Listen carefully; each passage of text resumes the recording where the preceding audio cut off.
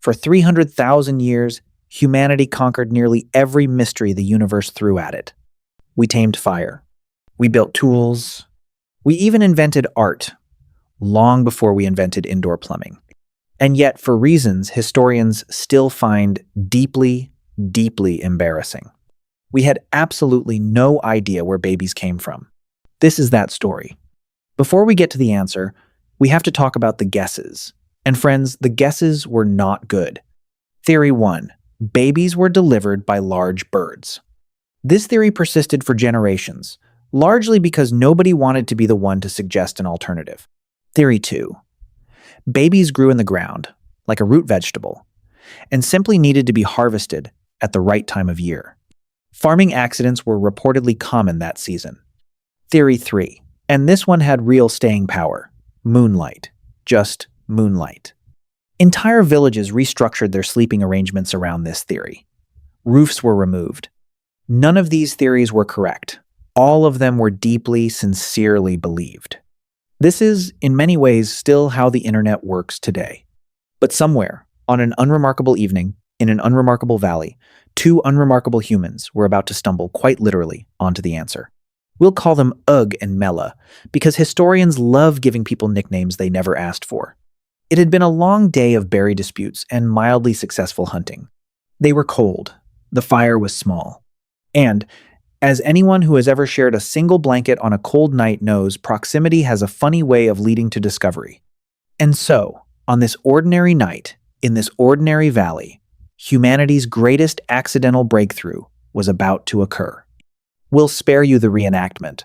This is a comedy channel, not a lawsuit. What they discovered that night, they did not yet understand. But 9 months is a very effective teacher. And when the results finally arrived, Ugg, to his credit, eventually connected the dots. It only took him 4 months of guessing wrong. Naturally, Ugg wanted to share this breakthrough with the tribe. Naturally, he was a terrible communicator. What he meant to say was fairly simple.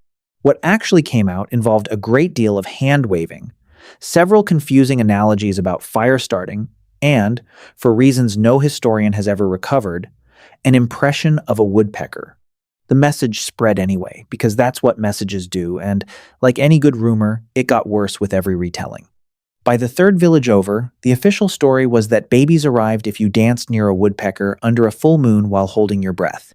It did not work. It did, however, become a beloved seasonal festival that outlasted 3 separate empires. While the rest of the tribe was busy inventing interpretive dance, Ugg and Mella were left to sort out the actual details themselves with, it must be said, very little to go on. They compared notes. They tested a few hypotheses. Most of these hypotheses were wrong, and one of them involved far too much moonlight for comfort. But slowly through trial, error, and a stubborn refusal to just ask their neighbors for help, they pieced together the general idea. It wasn't birds. It wasn't turnips. And it certainly wasn't the moon's fault. It was them. It had always just been them. A touching realization, undercut slightly by the fact that it took them 4 months and one woodpecker-based religion to get there. You'd think, after all this, humanity would have simply moved on. Story concluded. Mystery solved forever. You would be wrong.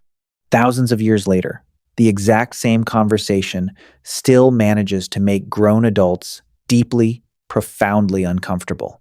Some traditions, it turns out, never really die. We just update the metaphors. Here's the strange part. Of everything humanity has ever discovered, fire, tools, language, the wheel, the one thing responsible for every single human being who has ever existed took us the longest to actually understand. Not because it was complicated, but because nobody wanted to be the one to bring it up first. Which is, in its own ridiculous way, a very human thing to do. We'll cross oceans, split atoms, and build machines that talk back to us. But ask us to simply say the awkward thing out loud, and suddenly we'd all rather invent a woodpecker festival instead. So here's to Ugg and Mella, utterly confused, occasionally ridiculous, and eventually right.